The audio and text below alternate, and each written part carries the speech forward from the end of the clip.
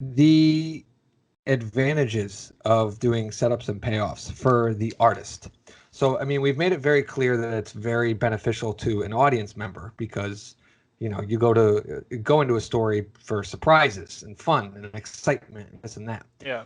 For me, and this is just something that I've kind of cooked up, I like the idea of setups and payoffs as a storytelling technique simply because it allows me to get away with some of the most batshit creative out there concepts that my little brain thinks up of when my muse comes knocking and it's like, hey, you're doing a karate movie. Wouldn't it be cool if this happened?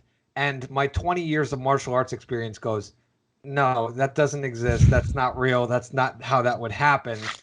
But the creative artist part of me is like, yeah, I know, but that's really cool. Like I just want to do this. I want to do this insane thing with this concept.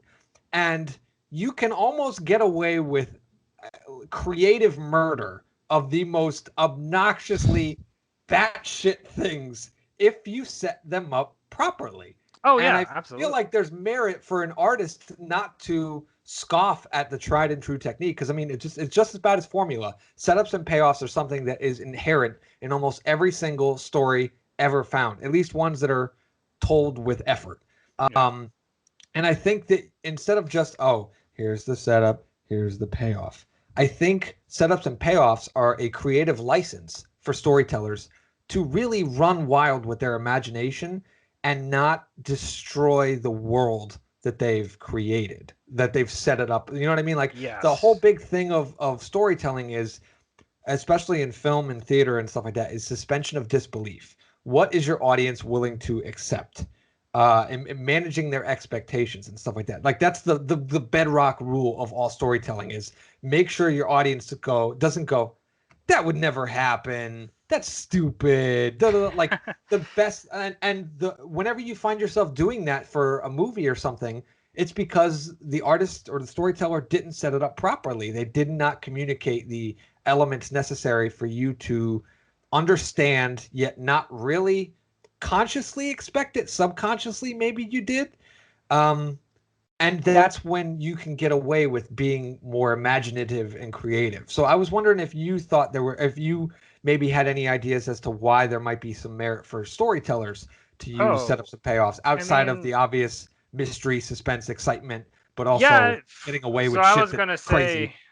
I was definitely going to say for me, like, going back to the example I said previously for Trailer Park Warlock, where I've set up all these things for myself that I end up utilizing later on, it's extremely useful for me in terms of giving me a trajectory of where my story is going to go. Because it's like, going forward, I only want to use stuff that is already there.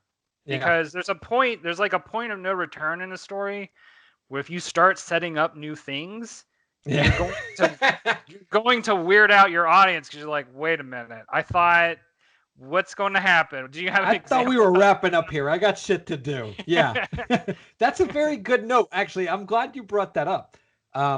People should, as storytellers, I should say, when you're telling your story, know there is a point of no return for setups and payoffs. Yeah.